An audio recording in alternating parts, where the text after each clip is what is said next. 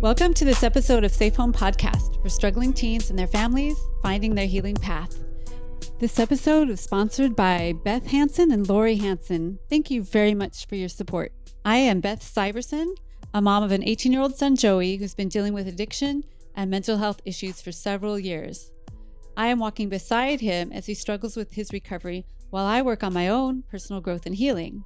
And I'm very happy today to have Joey joining us on this episode. He's been, hey Joe. He's been wanting to be more involved in the podcast lately.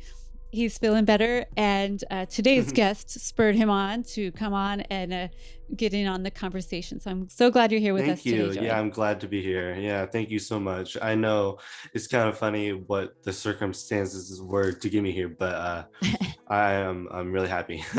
We'll take it. Well, today's guest is Jason Wilson. He's a botanist, educator, author, and podcaster whose primary interest right now is cannabis. He studies the chemistry and microbiology of cannabis and has unique expertise in quality management systems and regulatory compliance in the burgeoning cannabis growing industry. He published a science textbook called Curious About Cannabis and has a podcast with the same name. Now, many of you know that Joey struggled for years with a full-on addiction to cannabis, which has been quite debilitating. Despite that, I remain pro-legalization of substances and remain open-minded about how helpful it can be for others, especially adults. And I know some people truly benefit from this amazing plant, either for health or for leisure. And I believe that the more knowledge people have about something, the better they are able to make choices to keep themselves safe. So I am personally very concerned about what's going on in high schools and the high rate of usage among teens and the ubiquity of vaping in our schools. So Jason is here to talk to us from a scientific perspective about the good and the bad attributes of cannabis, and he'll help us to know what's safe and what's risky, especially as it relates to our teens. So welcome to Safe Home, Jason. We're glad you're here. Oh, yeah. Thanks so much for inviting me. I'm really, really happy to be here. And, Beth, I'd met you before. Joey, this is my first chance meeting you. I was just listening to one of your prior podcast episodes, the last one where Joey was on and you were both talking. So this is a pleasure for me to be able to meet you both. Oh, yeah, no, thank you. I really appreciate you coming on here and telling us about the information that you know. Yeah, he's done a deep dive. Sounds like. I mean, it's way over my head. I'm not a scientist at all. So I appreciate anything you can help us with.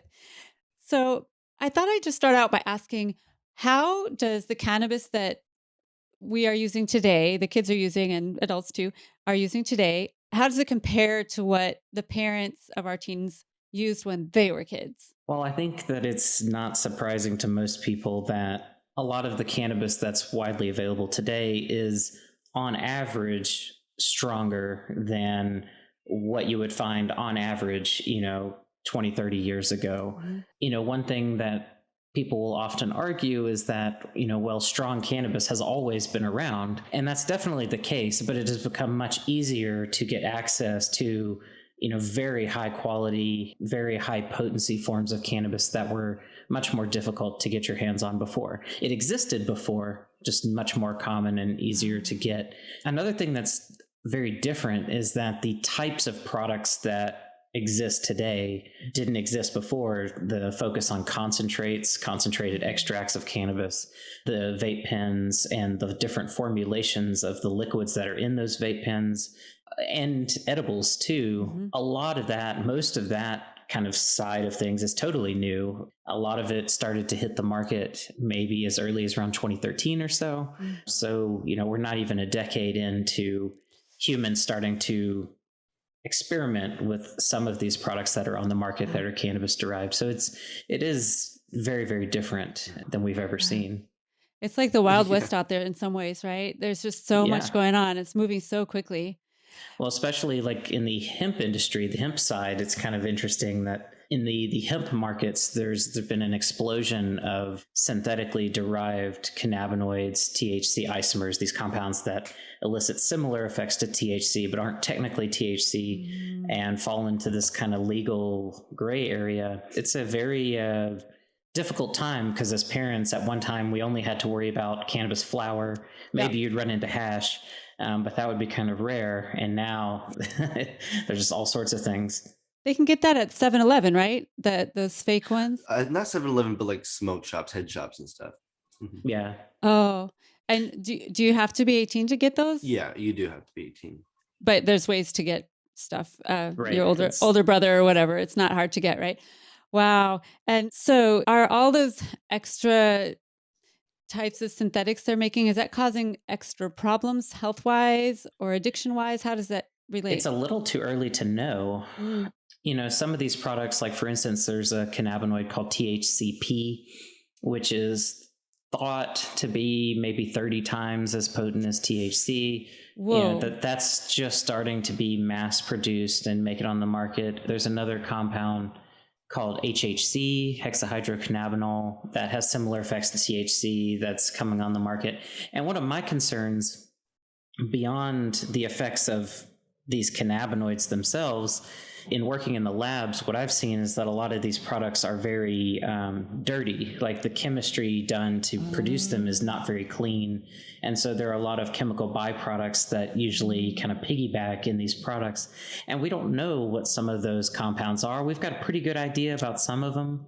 And then others, you know, some of that's still a mystery. So there's kind of multiple angles to this. There's what's the safety profile of the compounds that you're actually trying to ingest, and then what's the safety profile of all these unknown compounds that are coming along for the ride.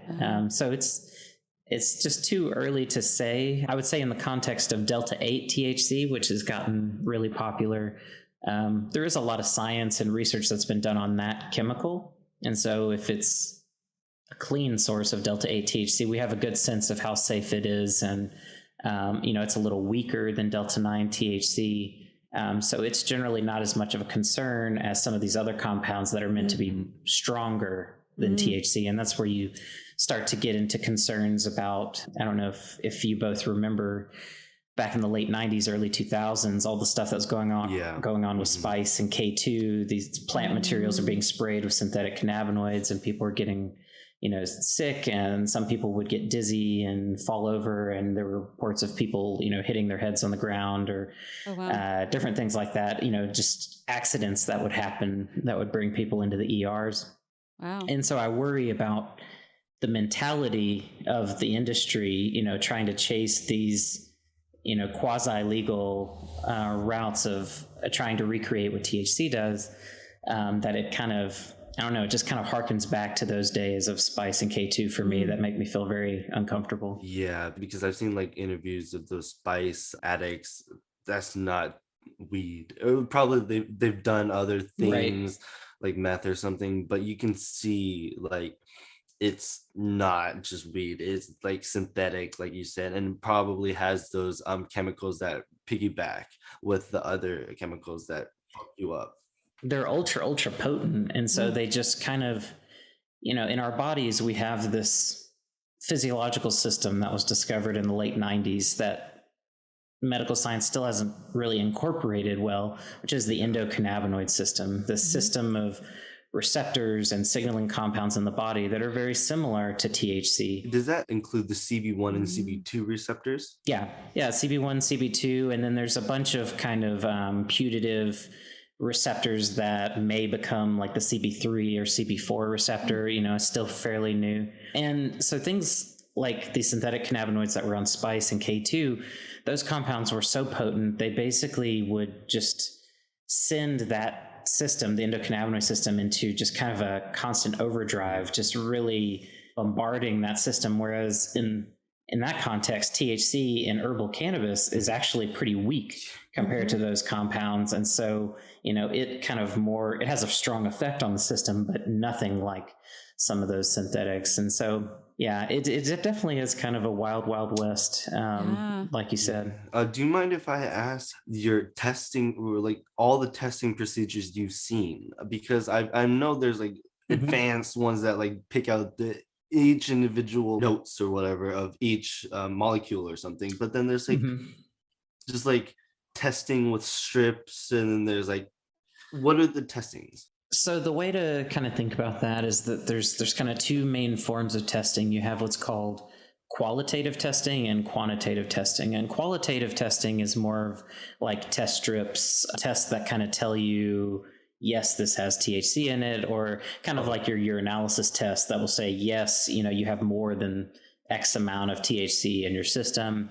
A quantitative test is something that will tell you the actual concentration of that molecule in a sample of some sort. And so very briefly, some of the technology that would be used to do some of that.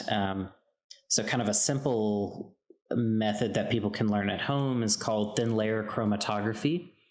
And that's a method that if you ever take a community college or early college level chemistry class, you do this technique in almost every beginner chem lab.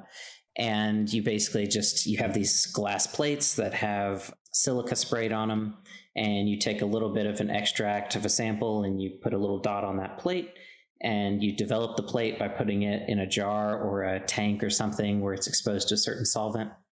And then you kind of see all these bands show up in a line on the plate. And the bands represent different molecules that have separated out as the sample's been spread across that plate. And it's a really fun technique to do. You can get kits to do it for like $100 online. Even to test cannabis, people can test their own cannabis at home if they wanted to get a sense of potency. And that can be both qualitative or quantitative, depending on how you use it and how you quantify those dots. Mm-hmm. But then, like in my lab, what I would normally use to measure a lot of these chemicals in different products would be things like gas or liquid chromatography, where the samples, these have big machines where these samples are injected in these big machines, and the machines, separate out through different ways every molecule that's in that complex mixture. And then each molecule passes through a detector that will then on a computer screen create a graph that will show you all these peaks and valleys that correspond with what's there. So that's just kind of an overview. And then there's all sorts of devices that use like infrared lights and stuff to try to kind of do really fast spot checks on products too. Those are a lot less reliable though.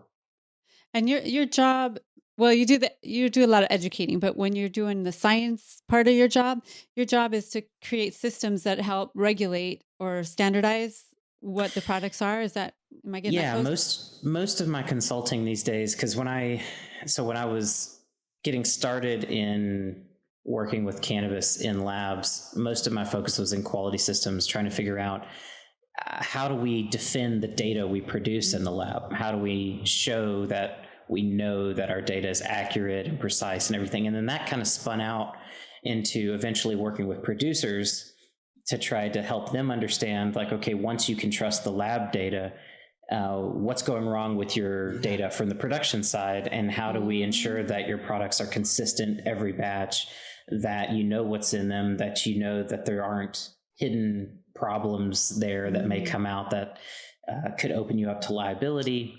And then in the hemp side of things, a lot of my lab consulting is helping companies comply as best as they can with the FDA. And that's complicated because the FDA still hasn't been very clear on what hemp producers should be doing. And how that's all regulated. Everyone kind of has this hands-off approach of not wanting to touch it. Yeah, because legal problems and stuff, I bet. Yeah, exactly. And so, my goal is both on the analytical lab side and on the production lab side, trying to make sure that that they're getting the results they wanted and expect, and that they're consistent. That's really interesting, because how do you get a consistent batch? And let's think in terms of like, how can teens or parents or grownups that want to use weed legally, how do they know what they're getting? What's the best, safest way? Yeah, like how do they get, or if they want to grow their own for like health reasons, what would be a good way to get a quality and also like a good product, It's tricky because you kind of have to start critically evaluating labs that are in your state. If you're like in the home grow situation or making products yourself, in every state that has legal cannabis, for the most part, they have labs somewhere in the state that are focused on that. It's just become a big market, that a lot of scientific companies have kind of recognized, like, we need to have a presence in these states.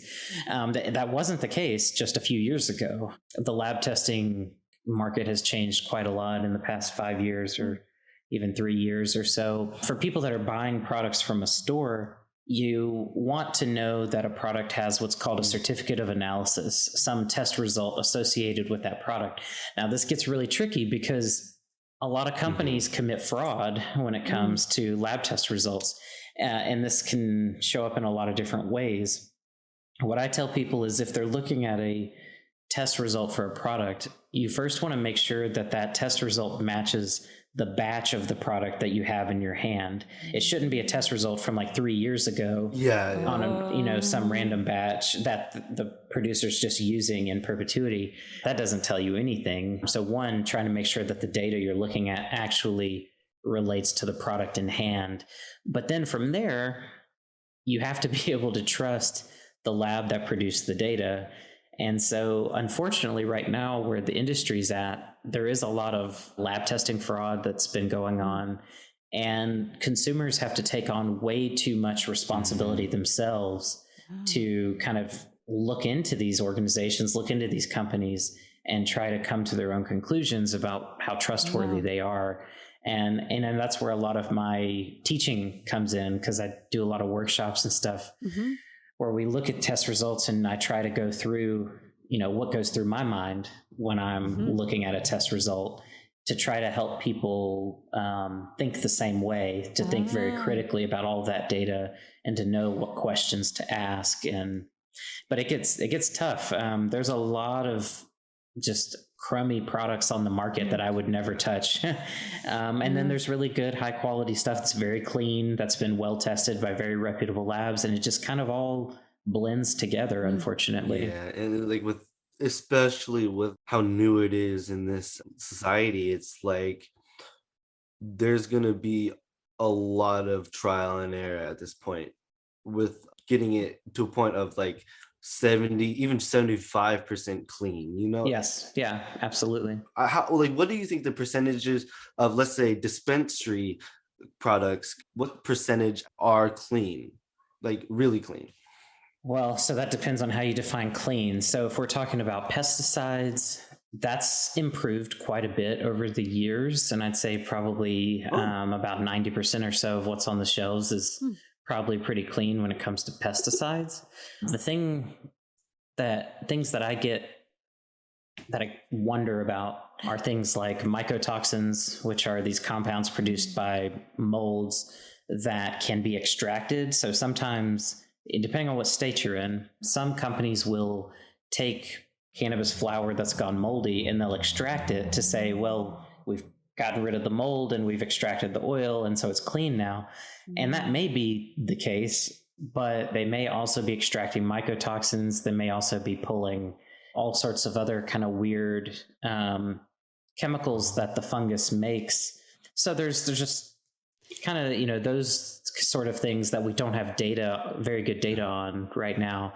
Things like pesticides, residual solvents, those kinds of things we have good data on.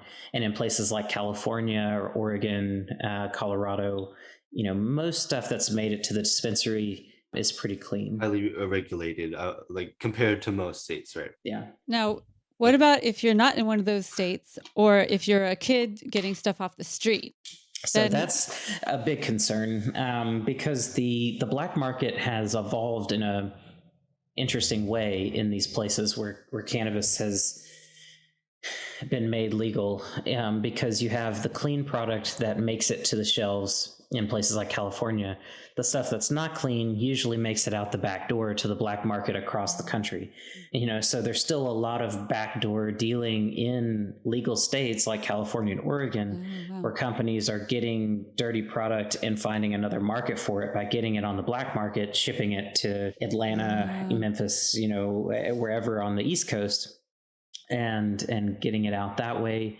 There's some weird trends too, like with concentrated extracts. There was a disturbing trend of dealers that were selling pine rosin that had been melted down and made to look like what's called shatter, which is a kind of a solid cannabis extract that breaks like glass. It looks very much like pine rosin when you melt it down and filter it and stuff. But if you smoke that stuff coats your lungs and can cause lipoid pneumonia and other problems. And those kinds of issues are definitely far greater problem in places that haven't legalized in any way yet. And then cannabis flower, the black market has always had a bad problem with molds and of course pesticides. Black market grows are notorious for using quite a bit of pesticides, and then they often lie about it when people ask or they want to buy it. And so yes, things like pesticides, molds, and additives. The black market vape pen market is very nerve-wracking to me. I have friends that have bought vape pens off of the black market and brought them to me to ask me, like, is this safe? What do you think about this? What's in it? This sort of thing. And a lot of it I see with weird additives in it that are likely problematic. There was just a paper that came out very recently that showed that when you heat up what's called acetylated cannabinoids,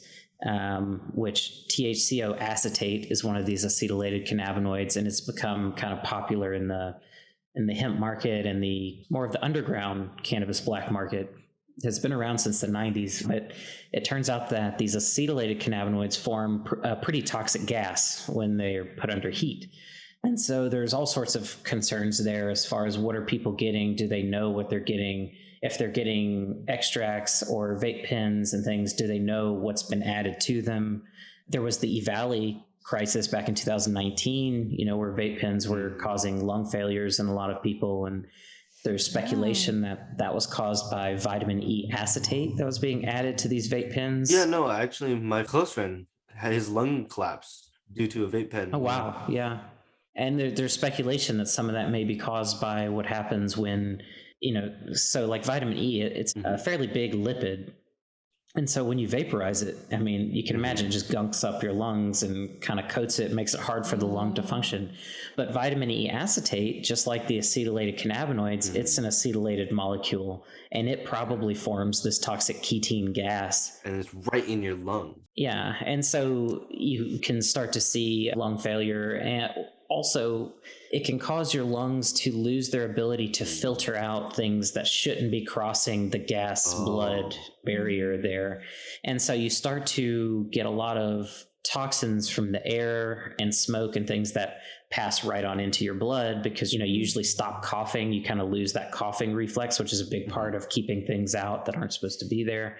And then the mucus lining of the lungs are a big part of that defense to keep bad things out. And these compounds are notorious for stripping that mucus lining out of your lungs.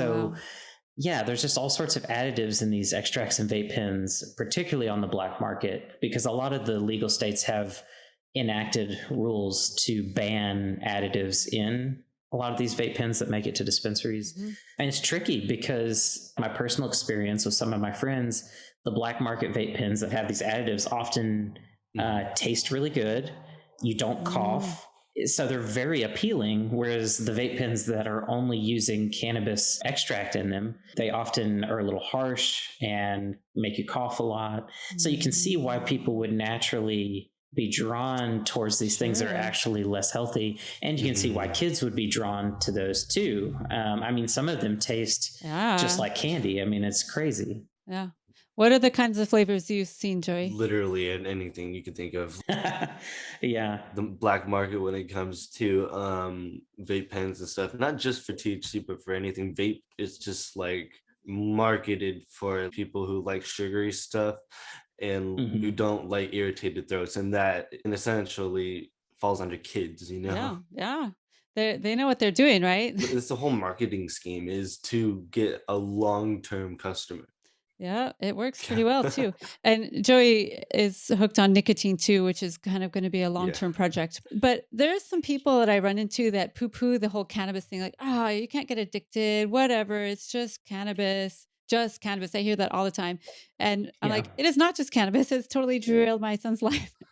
and it has made him really sick, and it's not the same as what we used to have. And I do believe that you can get addicted to it, right? Yeah. So beyond kind of all the speculation, one thing that I point to is a lot of people that are advocates in the cannabis space have a lot of respect for this one particular scientist, Dr. Raphael Mechoulam, who was one of the early pioneers back in the 60s that discovered that THC was the compound that intoxicated people and dogs. The research they were doing was with dogs, but his lab and the researchers that have worked under him have done some of the most progressive and interesting cannabis research to date, all out of Israel.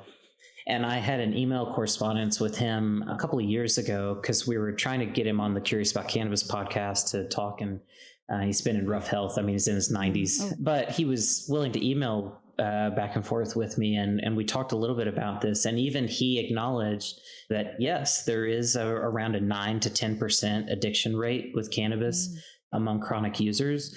That's relatively low compared to things like alcohol and tobacco, and of course things like cocaine and heroin and other things like that.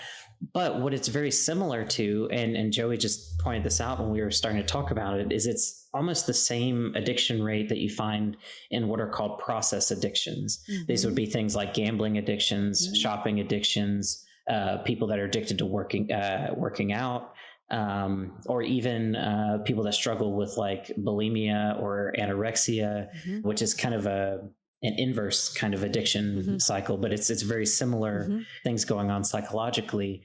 And so you can think of cannabis, the way the receptors and everything in your body work, your body never gets into a situation where it can't produce its own cannabinoids and where it needs these exogenous cannabinoids. But absolutely, yes, psychologically, you can develop a process addiction to cannabis where you feel extreme cravings, where you think constantly about when you're going to use it next. And my wife is a mental health therapist, so we've talked a lot about this before of like, what's the where's the line, that fuzzy line between responsible use and substance abuse and addiction and all of that. And one of the key components is the use of the substance and your thought about the use of the substance interfering with responsibilities and obligations and things that you genuinely care about in your life? Is it keeping you from self-actualizing, those sorts of things? Is it delaying you from moving to the next step in your life? Those sorts of things. And I think when we think about addiction that way, absolutely, any substance we use, any activity we engage in can become problematic, and we can use as a crutch in some form or another. And for some people, it never becomes a problem. And other people, it does. And, one of the things that I enjoy in like talking on podcasts like this is just driving that discussion that, like, let's be real about this. Like, it is a very safe natural product, physiologically, but there is a psychological component that absolutely has to be addressed. And, certainly the harms of cannabis have been exaggerated for many, many, many years, but we have to be careful not to swing the pendulum too far the other way to minimize the very real risks. And, the other side too is, regardless of whether someone gets addicted or not, there's cannabinoid hyperemesis syndrome. That's a very real risk for certain people with genetic predispositions for it. Yeah, Joey has that. Yeah. Or if they use cannabis chronically. Yes. Yeah. It's far more common than people acknowledge or appreciate. Yeah, no, it's like that thing, like those people that actually do have CHS feel like they don't want to say anything, and the people that know about CHS don't say anything because it's like tainting the idea that cannabis is like this perfect drug. Yeah, absolutely. That's the experience I've had in teaching classes. I've now had quite a few students that have talked to me on the side and said, hey, this is actually something I struggle with or have lived through. And I used to think that CHS was a very rare condition, and now it just comes up too often in my classes. I mean, one or two people in a 10 to 20 person class, every class, that's roughly 10% that's a lot. Of my students are reporting having struggled with it or actively struggling with it. And it's something that a lot of the cannabis industry, I mean, especially on social media, you see people that just will get into fights, online about this, saying that like, no way, CHS isn't real. It's a misdiagnosis. It's caused by pesticides. It's your lifestyle, not the cannabis. But there was a research study done, I believe it was in 2020 or 2021, that uncovered some of the genetic variables behind CHS that really showed that this is a cannabinoid issue. This is something related to how someone's endocannabinoid system and all of the nuanced variables that play into that system, how they can be predisposed to reacting negatively to high frequent doses of cannabinoids. And we're not even sure it's just THC. It could also be other cannabinoids. CBD might also be a problem for some people.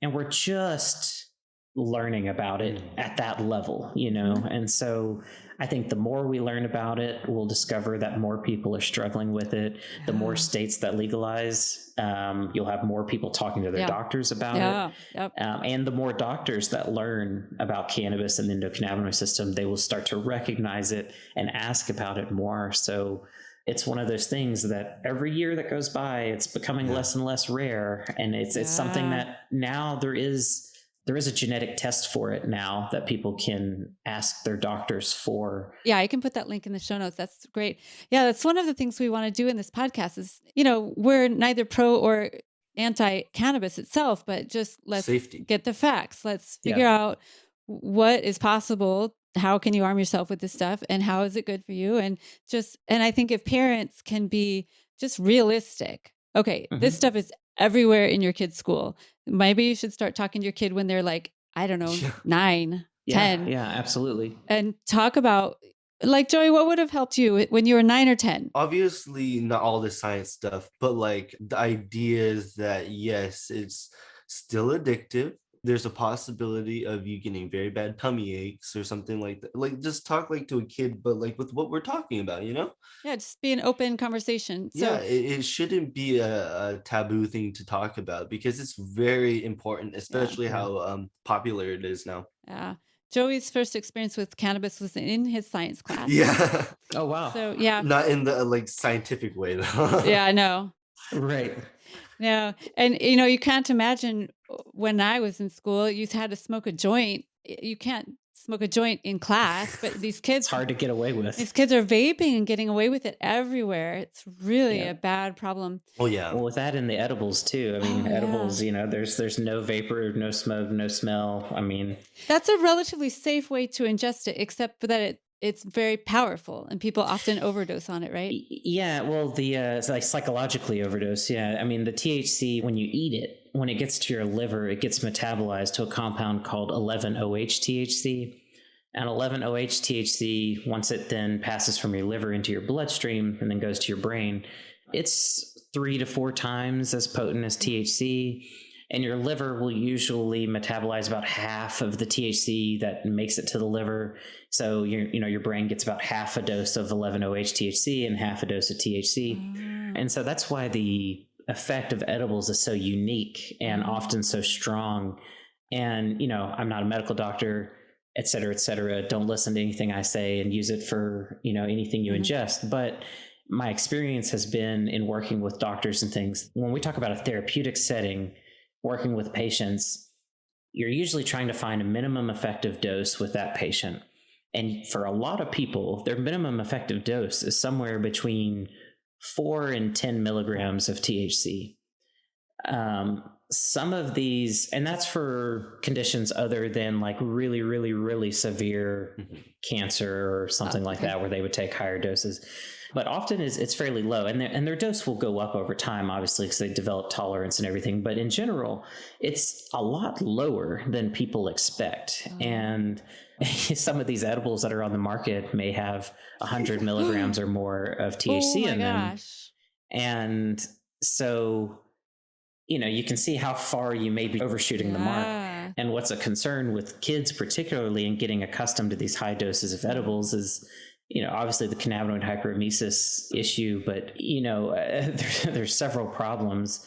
Bombarding your endocannabinoid system with those high doses constantly develop this tolerance that just pushes you into astronomical doses. Some people doing 1,000 milligrams or more a day, just to get slightly beyond plateau, kind of effects. And once again, talking about like how new this stuff is, like we don't know what that's doing to someone's body or what systems it's affecting. And there's another saying in the industry that I'm uncomfortable with, where people will often say, well, all cannabis use is medical in some way. I don't know if you've heard that or some kind of play on that phrase, but I think that's another one of these little kind of memes that's actually doing us a disservice, because it's like I get where people are coming from, that all cannabis is affecting your endocannabinoid system in some way, but that's like saying that, all heroin use is medical in some way because it affects your, opiate receptors in your dopamine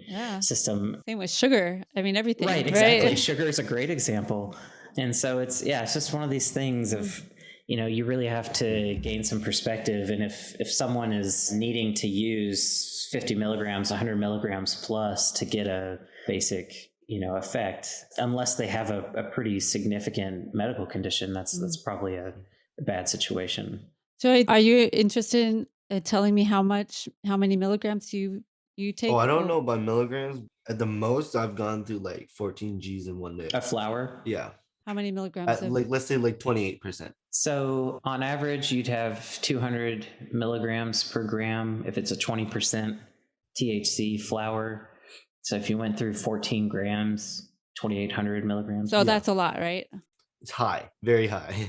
It's very high. Yeah. So that's probably how you got the CHS, from the high dosage. And CHS1, and then possibly how my tolerance is so high. Yeah. Yeah. And why, taking that much, you're not able to work. You're not able to get out of bed. Well, no, this whole like talk has really given me just those little bits of information that like, oh, so that's what that does, or like, those little, or understanding why. Yeah, exactly. It really is helpful. Thank you so much. Like it. Yeah. Oh, I'm happy to be here. Yeah, I'm gonna listen to this a couple times just to regain my knowledge on what it is and stuff. But like, it's so interesting how like I'm probably gonna remember like a few little things when I'm like smoking and be like, oh, so that's how that works, or something like that, and then probably cut back, because the more you talked about like the tolerance and the science behind it, it was really cool. For me, I love science, and it's like really understanding to implement that into my life once it's scientific based. Well, and the dosing is so interesting because cannabis has what's called a biphasic effect. It does one thing at a low dose and it does totally different things at a high dose. And particularly in the context of anxiety, when you get a tiny bit of THC in your system, THC has this anxiety relieving effect, and it's related to get a little technical, but I love talking about it because it's super fascinating. So you have in your brain what are called GABA receptors and GABA neurotransmitters and glutamate neurotransmitters and receptors. And GABA is considered kind of the inhibitory system that kind of brings down the activity of the central nervous system. Glutamate is more of an excitatory thing that elevates the activity of the central nervous system. And so you can imagine if you want to relieve anxiety, you want to boost GABA a little bit. And so THC at a certain dose, when you first start using it, it will inhibit glutamate and in essence then boost GABA. And so you get this calming effect. But then if you keep using and you get more THC, all of a sudden it starts inhibiting GABA. And then you get a boost in glutamate. And so you have this like back and forth happening where you're actually producing anxiety in an effort to calm the anxiety. And you get caught in a loop where you're constantly trying to reduce your anxiety, but you're producing more anxiety in the process, which keeps you in a vicious kind of cycle. But like I relate with that because I didn't know what was going on in my head, but it literally felt like I'm trying to regulate some stuff. Yeah. And you get sometimes paranoid. I wonder if that's from No, I do. That really helps me just visualize what's happening in my head, It's like, oh, so your brain is trying to figure it out. It's trying to balance it. Yeah, no, I was literally just trying to figure out what's happening. Okay, there you go. Yeah, no, it's an interesting, and it just goes back to the idea of, the goal in terms of therapeutic use of cannabis is finding that minimum effective dose, trying to find that dose where you notice a change and then trying to avoid going beyond that. And that's the hard part is, trying to stay there and not go beyond. And it might be worth mentioning for people listening, maybe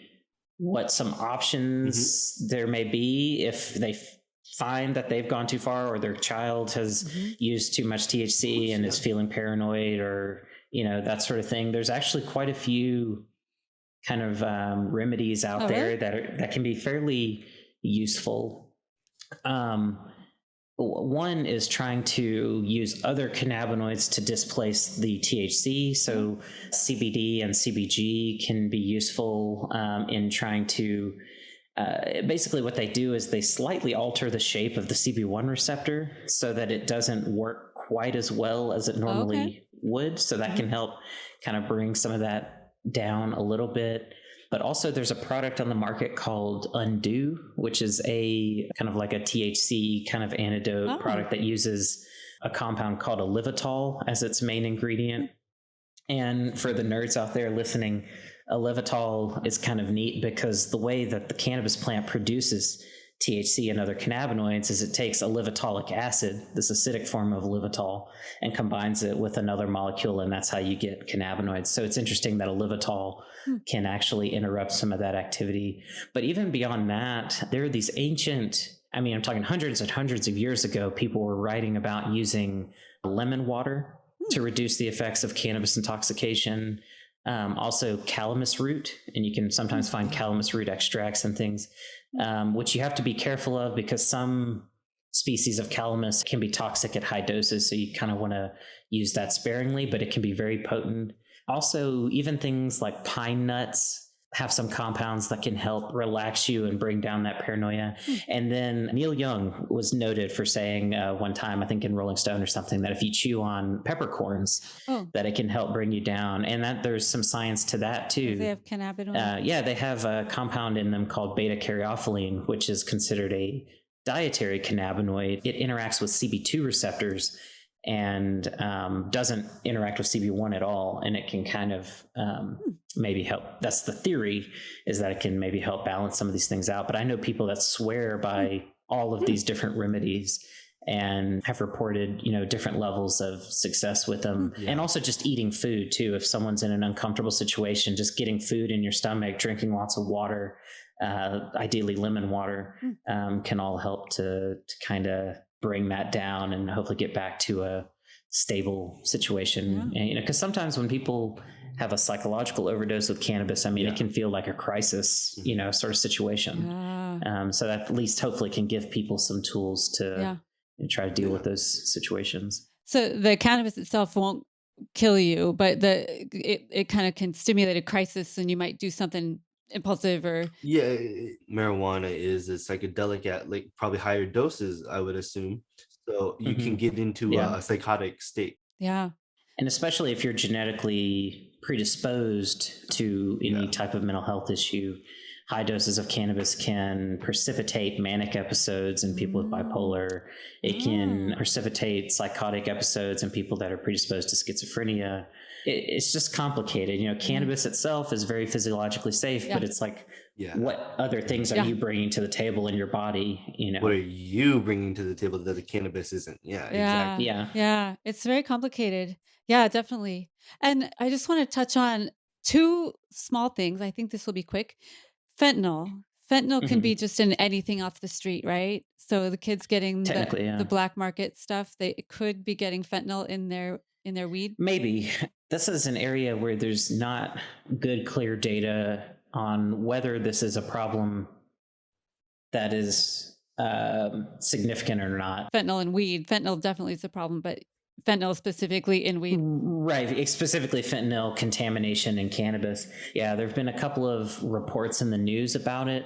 But then I've seen follow-up reports where like some of the lab data that come back is either inconclusive or they found fentanyl like contaminated in such minor quantities that they suspect that the user may have had it on their fingers or something and reached in their bag. But it is something to be concerned about because that type of contamination has been a problem forever. I remember back in the late 90s, there were reports of metals being sprayed onto black market cannabis to make them weigh more. Oh, wow. So that you could sell bags for more, and, basically cutting it with these metals, which were toxic and poisoning people. Yeah, it just depends. It's one of those things when you're dealing with the black market, anything can go if you don't know where things are coming from, and you don't know whether you can trust the person giving it to you. When it comes to the black market, you have people that operate in the black market that actually care about health and safety and actually do want to get people clean things, but then the majority of them don't feel that way and are just trying to make money. Yeah. So, I just say, sort of a precautionary approach, just assume that something's wrong with it. Yeah. Unless you know everything about how that product got to you. Yeah. Just kind of assume the worst. And I got Joey some fentanyl test strips for when stuff looks kind of fishy, or if he's getting stuff from the dispensary. Nice. So from Amazon, I think anyone can get those. And you just put it in a vial with the substance, right? So that's one idea. There's often in some states, depending on where you are, there are anonymous drug testing organizations where you can drop off whatever it is, whether it's cannabis or pills or whatever, and they'll test it and they'll post the results publicly. And so you just kind of know your little code or whatever to find the product that you dropped off, and then you can see whether it was contaminated or not, but you never have to give them your name or anything like that. Yeah, I know one, I think it's called drug labs or something like that. I've heard of those. Yeah. I think that's one of the most common organizations. We're just trying to, if you're addicted, for instance, you're just trying not to kill yourself while you're trying to get off of the thing, right? Right. And if you're using it for leisure, you don't want to kill yourself over it. You're trying to use it for health purposes. Either way, so you're not trying to kill yourself. So trying to be as safe as possible. And out of all the modes to use cannabis, what's the safest, like physiologically? Edibles, because you're not putting stuff in your lungs. What I tell people is what I would consider the cleanest, safest, what I would be the most comfortable consuming myself would be oil solutions. So what people often call tinctures, but technically tinctures are ethanol products, but these MCT oil based liquid solutions, I think those are nice because you can dose consistently. They're relatively shelf stable when they're produced the right way. I've seen products in the lab where people try to use hemp seed oil and stuff as the carrier, and it goes rancid. So you do have to get a sense of the producer, make sure they know what they're doing. But when done right, those oil solutions are very, very nice for dosing and consistency. And, you're not smoking. And especially if the extract that was used to make it is kind of what people often refer to as a whole plant extract, a broad spectrum extract, something that's really capturing the broad chemistry of the plant and not just THC or a very narrow range of chemicals. Because all these, the plant is very interesting. Humans have co-evolved with it to some degree for a long time. And the plant has a lot of other chemicals besides THC in it that help counteract some of the negative aspects of THC. And so I think it's very important to keep that chemistry together to reduce negative effects and to get the most positive out of it. I usually don't recommend gummies just because of the sugar. I'm not a fan of edibles that are chocked with sugar, because then you're adding another health problem on top of something else. But I think that's what I would settle on. And then you said broad spectrum for people that I guess don't know what broad spectrum is. It's live resins and live rosins, hash oils and stuff like that. Usually things that are derived from ethanol extraction. Ethanol is a great solvent for kind of capturing, and that's why tinctures are made from ethanols. It really captures the quote unquote spirit of the plant, because ethanol is a very broad solvent that grabs all sorts of different molecules. Other than that, there's also solventless extracts that have been made just through dry sifting, or, rosin is the process of using basically a heat press to push plant material and kind of ooze the oils out and collect them that way. those kinds of products are nice because that there just hasn't been stuff added to it that you have to worry about so much, and it hasn't been processed, chemically refined or processed in that way. Yeah. Well, this has been so helpful. And I wondered if there's something that you would like to say that I haven't asked you about, anything that you want to let parents know? I think the main thing, because I'm a parent myself, and this is all stuff that I think about all the time, especially because I work with cannabis so much. Cannabis is a part of my daughter's life and has been since she was born, and so thinking about how do we approach this topic in a way where she grows up to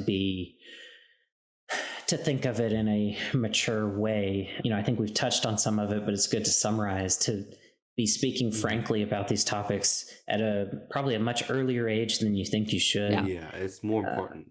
And kids, like you pointed out, kids are being exposed to these things at ages that are far younger than you think they are. I know kids that as early as 8 years old have, been exposed to cannabis, usually through vape pens.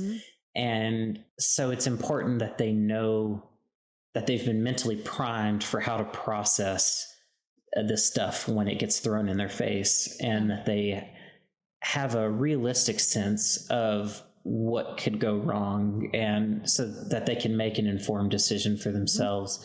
And so doing what we can collectively to reduce stigma around cannabis and to just speak openly about it. And like we've done here, try to talk about, that there are all of these therapeutic applications, but then things can definitely go wrong too. I think that is one of the best things that we can do, just making our kids feel comfortable talking to us. I love that you and Joey have this relationship where you're very open and honest about your experiences and everything. I mean, that's huge, and a lot of people don't have that. And so I think that's some of the most important takeaways. All the science stuff I love to talk about and is exciting, but people don't remember that. They remember, that they need to have these open lines of communication, and they can find the science later. And so I think that's one of the big things I want people to walk away with. And then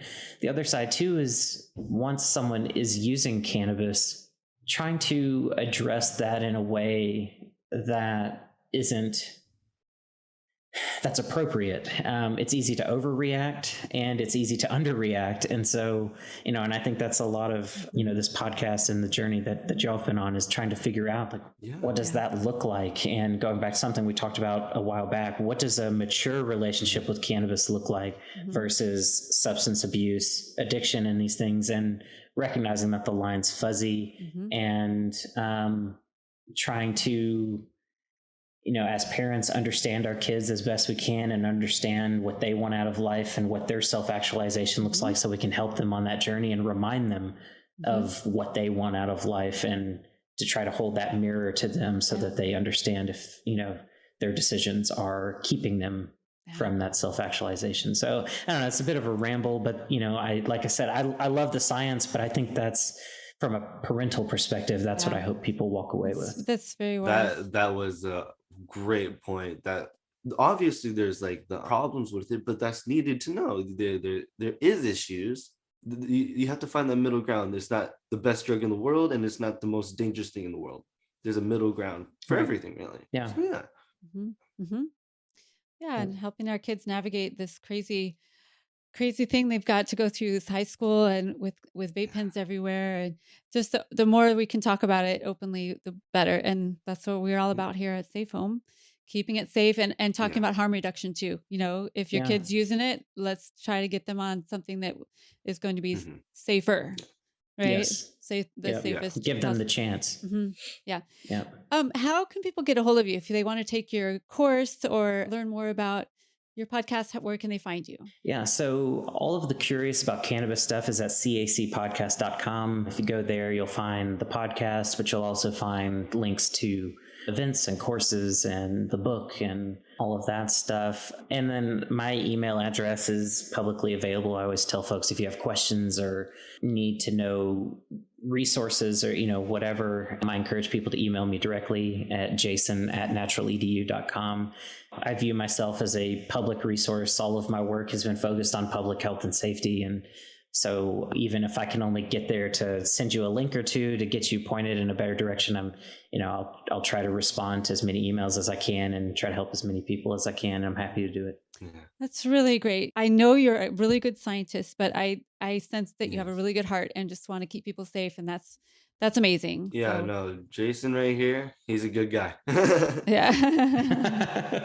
Well, thank you. I hope that I'm helping people. Oh no, you are, especially with the information that you definitely. just shared. It's gonna like be really important information. I know. Yeah, it already helped Joey. So there's one. Yeah. Yeah, no, it's really awesome. This has been a great conversation. No, thank you. Thank you so much for taking your time out of your day. Ah, Yeah, absolutely. Happy to do it. yeah. Before we go, I wanted to remind you all that you can find Safe Home podcasts on all the social media sites and also on YouTube. We also have a new website, safehomefamilies.com. So check it out. We have a whole index of all our episodes there, as well as speaking engagements and upcoming workshops and things like that. And we would love to hear from you anytime. You can email us at hello@safehomefamilies.com. You can also support us on Patreon if you would like to donate a small amount once a month to Safe Home Families, so we can continue this work and maintain commercial-free podcasts. You just send either $5, $10, or $25 a month through patreon.com/safehome, and they make it very easy and seamless to do. Your support really matters, and you will also get a few extra goodies as a Patreon member, such as early episode releases, discounts on workshops, and other fun things like that. So thank you all for your support. We really appreciate all that you do for our family, and I appreciate you spreading the word about our podcast to other families that you know who could use this information. Thank you all. So Jason, Joey, and I want you to stay safe.